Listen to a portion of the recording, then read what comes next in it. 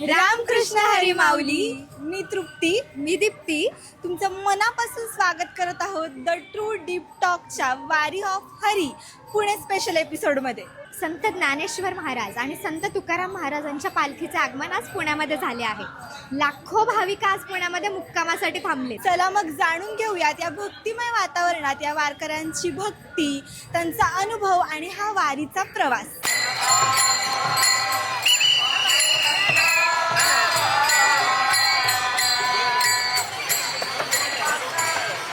रामकृष्ण हरी माऊली.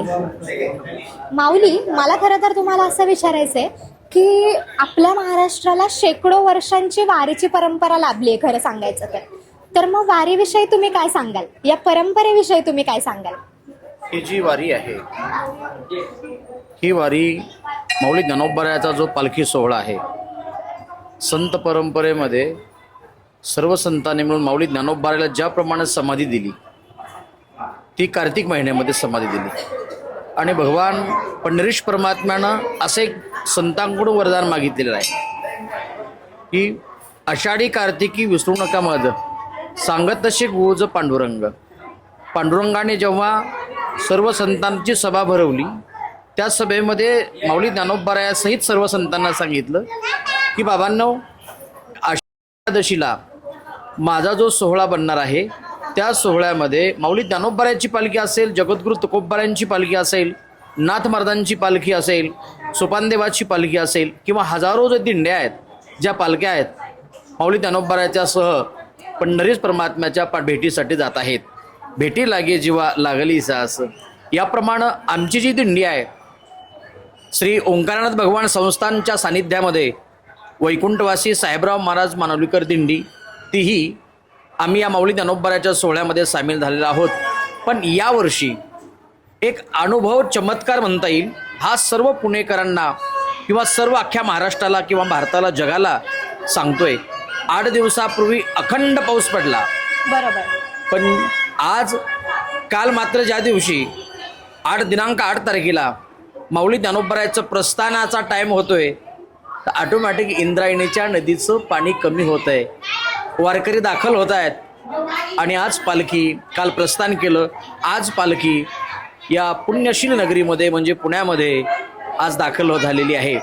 असं आनंद अशा प्रकारचा वाटतोय की नवे नवे आज सर्व धर्म, जाती, सर्व लोकांचा सण म्हणजे माऊली ज्ञानोबारायाचा पालखी सोहळा हा पुण्यामध्ये सर्व जगाला आगळा वेगळा आणि पाहुणचार वारकऱ्याचा आणि वारकऱ्याची जी असणारी संस्कृती आज पुण्याला परत दाखवून देते की माऊली ज्ञानोबारायाच्या सोहळ्याच्या माध्यमामधून. बरोबर, अगदीच. तर माऊली, मला असं विचारायचं आहे की आपण बघतो दिंडीमध्ये, वारीमध्ये एक वेगळ्या प्रकारची शिस्त आपल्याला बघायला मिळते. तर मग ही शिस्त आजपर्यंत कशी काय टिकून आहे, याविषयी काय सांगाल तुम्ही? याविषयी, जेव्हा माऊली ज्ञानोबारायाच्या तळावर लाखो लोक असतात आणि लाखो लोकांना एकदम शांत करण्यासाठी जी परंपरा, ती चोपदाराची परंपरा आहे.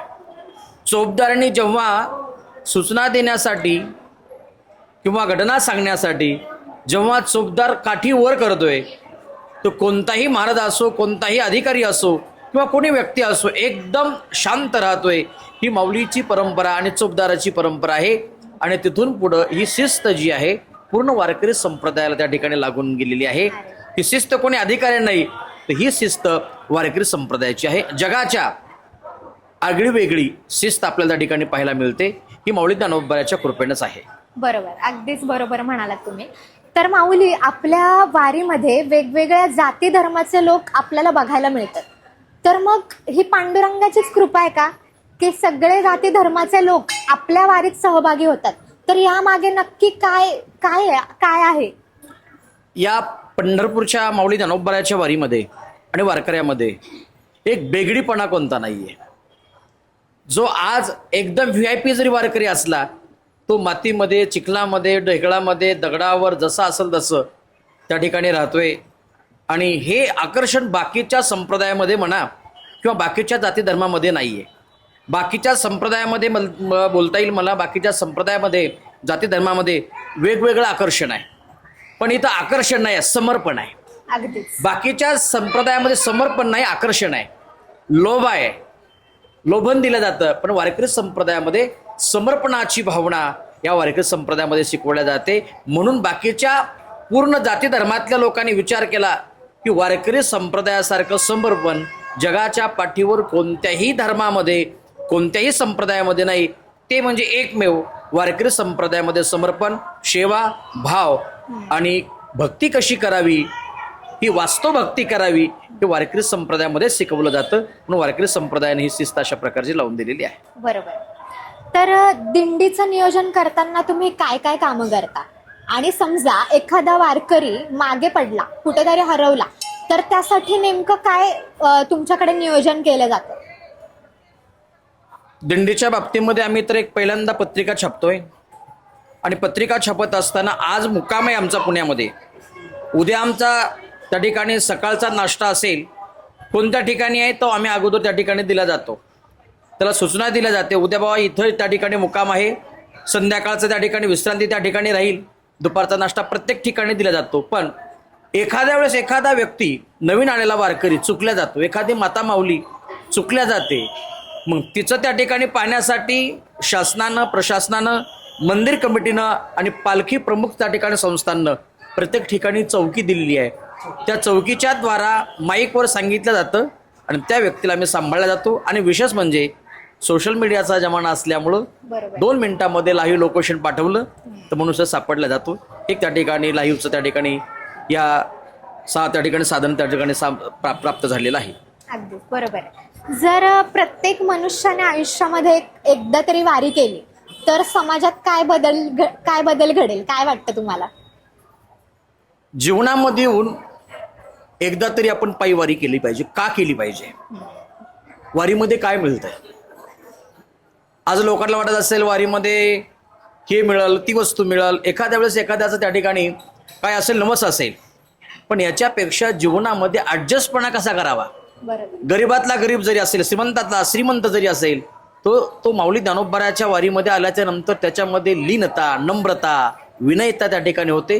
आणि त्याच्या मुखामध्ये कोणी जरी असला, माऊली हा शब्द त्याच्या मुखातून वदलला जातो. आणि माऊली त्याच्या जीवनामध्ये वारी केल्याच्या नंतर त्याच्या जीवनामध्ये वास्तव परिवर्तन घडतं. हे त्या ठिकाणी पंढरपूरच्या त्या ठिकाणी वारीचं त्या ठिकाणी फलश्रुती आहे. बरोबर. आणि शेवटचा माझा प्रश्न असा की वारी तुम्हाला काय शिकवते? वारी माणसाला त्या ठिकाणी जन्मामध्ये येऊन एक आपली संस्कृती, संस्कार हे जपण्याचं त्या ठिकाणी सांगते. आणि जीवनामध्ये वारी केल्याच्या नंतर कसं त्या ठिकाणी रहनसहन असावं, कशी बोलीभाषा असावी, किंवा कशा प्रकारचं वडीलधाऱ्या माणसाचं आदरातिथ्य असावं. आज जर खरं सांगायचं जर झालं, हा जर सोहळा नसता तर मी म्हणेल आपल्या महाराष्ट्राची जी संस्कृती आहे, संत परंपरा आहे, टिकून राहिली नसती. या दिंड्या, कीर्तन परंपरा जी आहे, या परंपरेमध्ये आपल्याला माणूस म्हणून जगण्याची कला या वारीच्या माध्यमातून आपल्याला प्राप्त होते. खूप खूप धन्यवाद माऊली. तुमच्यामुळे आज आपल्या समाजाला एक शिकवण मिळणार आहे चांगली. आणि खरंच म्हणजे यातून सगळ्या लोकांना काहीतरी घेण्यासारखं आहे आणि यातून सकारात्मक बदल घडेल, आपण अशी आशा करूयात. खूप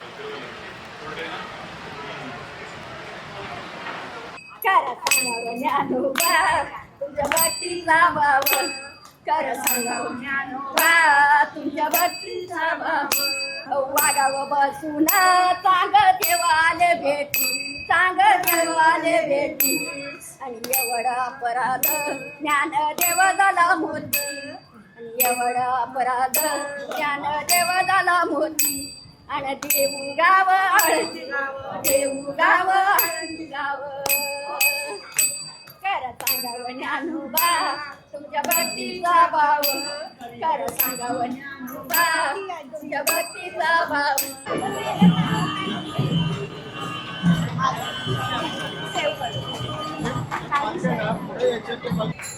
रामकृष्ण हरी माऊली. रामकृष्ण हरी. आज तुम्ही खरं तर आपल्या संत गाडगेकर बाबांच्या रूपात इथे माऊलींचं दर्शन घ्यायला आला आहात, तर यामागचं कारण तुम्ही आम्हाला सांगू शकता का? ज्ञानदेव रसला पाया तुका झालाशी कळस. आज संत विश्वविद्यापीठ पंढरपूर त्याचा कुलगुरू पांडुरंग म्हणजे पांडुरंगाच्या भेटीसाठी अमृताहुनी गोड विठ्ठला तुझ्या भेटीची ओढ आणि विठ्ठलाच्या भेटीसाठी आज इंद्रायणी काठी जो भक्तांचा जो दाटी होती, ती दाटीचा हा जो महापूर आहे तो आता पंढरपूरच्या दिशेने आगेकूच व्हायला लागला आहे. परंतु हे तर होत असताना आम्ही कोण आहोत? आम्ही पंढरीचे वारकरी चाललो विठ्ठलाच्या दरबारी. विठ्ठल विठ्ठल मुखी नाम, भक्ती घडावी निष्काम, दृढ अंतरीचा भक्तिभाव, जनमानसात पाहतो देव. सत्यकर्म माझी पूजा, राब राबणी संसारी, विठ्ठल भक्ती तरमती नर नारी. विठ्ठल कृपेचा प्रसाद, जन्मोजन्मी सेवा घडावी, हेची मागतो फुलचंद विठ्ठल विठ्ठल. मी फुलचंद नागटिळक, मुक्काम पोस्ट खैरा, तालुका महाराज, जिल्हा सोलापूर. मी शेतीची मशागत करत करत मानवी मनाची मशागत करायला जगद्गुरू संत तुकाराम महाराज ज्ञानेश्वर माऊलींच्या पालखी सोहळ्यामध्ये सामील होत असताना मला मनच आनंद होतोय की रस्ते साफ करता करता मनसाची मन स्वच्छ करण्यासाठी आणि निर्व्यसनी राहण्यासाठी मला भागी लाभतंय. हे जे गाडगं आहे ते पिढ्याने पिढ्या राहू शकतं, पण आपला देह राहू शकत नाही. म्हणून आपल्यांदा खाऊ न गुटखा, आनंद मिळतो लटका, कर्करोग होणं, संसार होतो फाटका.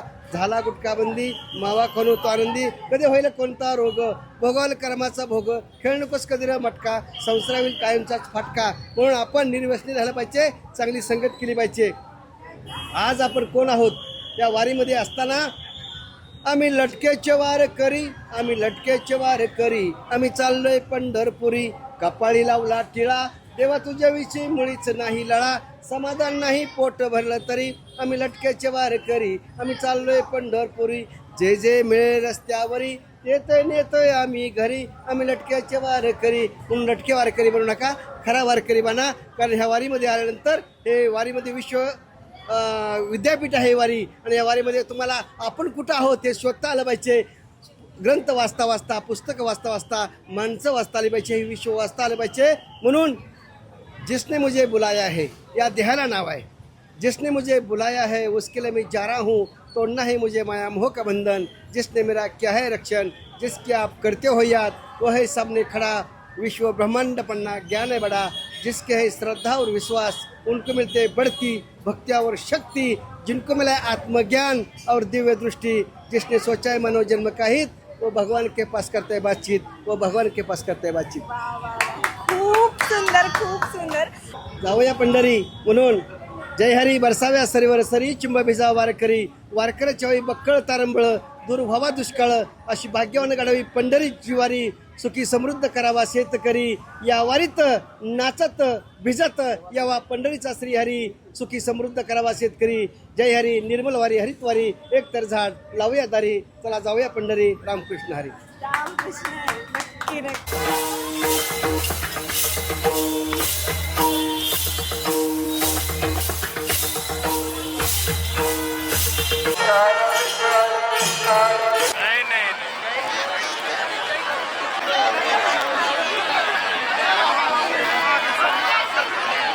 माऊली कृष्ण हरी माऊली ज्ञानेश्वर महाराज की जय.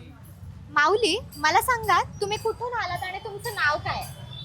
माझं नाव अच्युत पांडुरंग कदम, अरे वा. राहणार अकोली, तालुका वसमत, जिल्हा हिंगोली. या ठिकाणाहून मी आलेला आहे व माझी पहिलीच वारी आहे. अरे वा, कारण मस्त. तर माझे पाय गुडघ्यामध्ये चालता येत नाही, काही नाही. तरी पण माऊलीची कृपा झाली, मनात उद्भवलं या वर्षी माऊलीचीच कृपा म्हणा, माऊलीनं मला बोलवलं. अरे वा, ये बा, मस्त. पाय दुखू दे काही पण यावेळेस येच.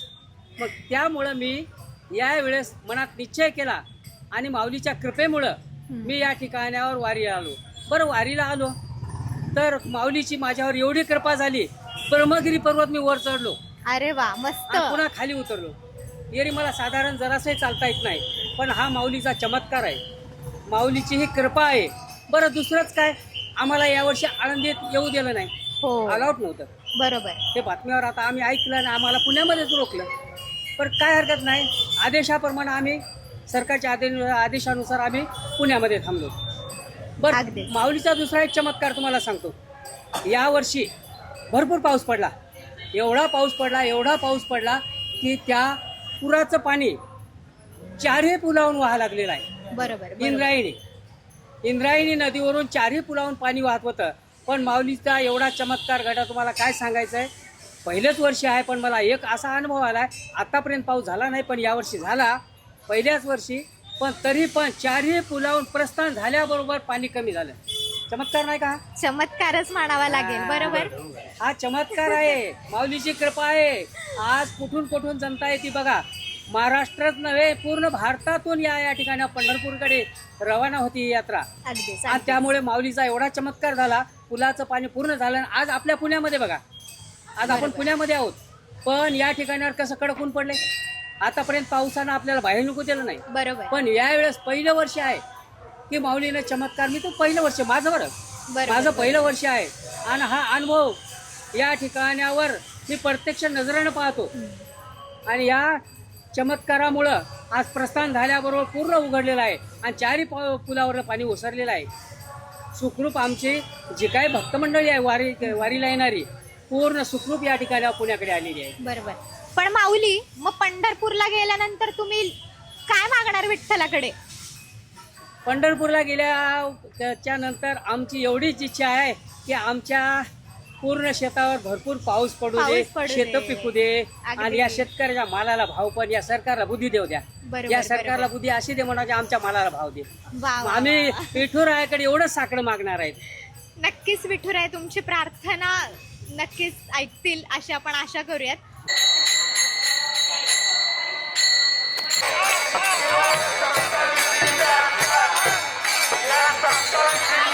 सर्वप्रथम तुम्हाला पुण्यात आपल्याकडे वारी आली आहे, त्याबद्दल तुमचा अनुभव काय आणि तुम्हाला कसं वाटतं आज त्यांची सेवा करताना? परमेश्वराने एक मला संधी दिली.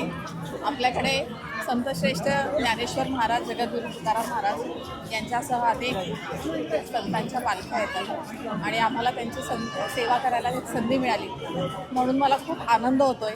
या संपूर्ण सेवावारीच्या सोहळ्याला आपण एक वेगळं रूप दिलंय. सगळेजण इथे उपस्थित आहेत, फार आनंद होतोय. तुम्ही वारकऱ्यांना काय आश्वासन द्याल पुण्याकडून? पुण्यातून त्यांना कधी काही कमी पडू देणार नाही. ते जेव्हा जेव्हा इथे येतील तेव्हा तेव्हा सगळे पुणेकर त्यांची चांगली सेवा करतील, सगळी सोय करून देतील.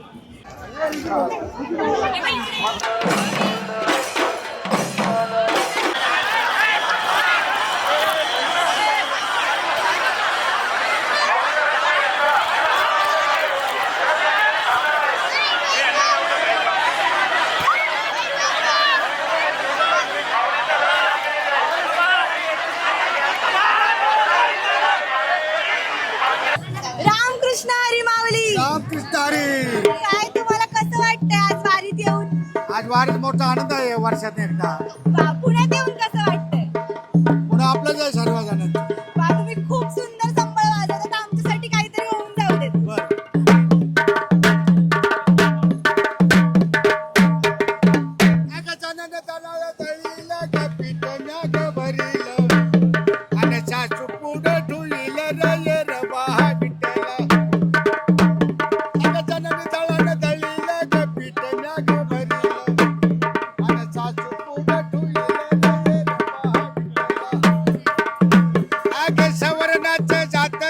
सोन्याचा खुटा ग आणि लावून चारी बोट ये रबा विठ्ठला आणि सासू यानं सासरा धीर माझा तिसरा अग सासू यानं सासरा धीर माझा तिसरा आणि बाबेर गाव भरतारा ये रबा विठ्ठला आणि बाबेर गाव भरतारा ये रबा विठ्ठला अग मळ्याच्या मळ्यामध्ये गम्यती करती लावा लावा ग मळ्याच्या मळ्यामध्ये गम्यती करती लावा लावा ग करती लावा लावा न सासू सोनाचा उभा धावा ग करती लावा लावा न सासू सोनाचा उभा धावा ग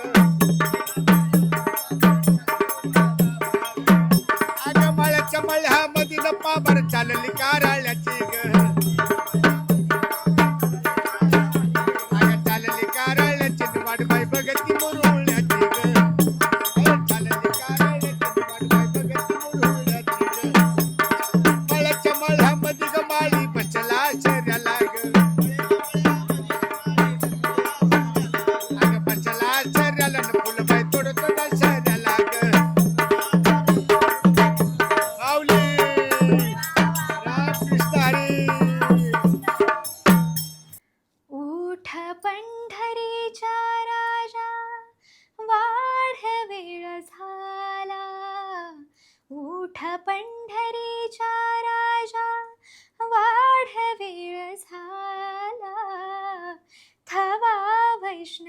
दारी दर्शनासी आला दर्शनासी आला उठा पंढरीचा राजा वाढवेळ झाला उठा पंढरीचा राजा वाढवेळ झाला थवा वैष्णवांचा दारी दर्शनासी आला दर्शनासी आला उठा पंढरीचा राजा उठा पंढरी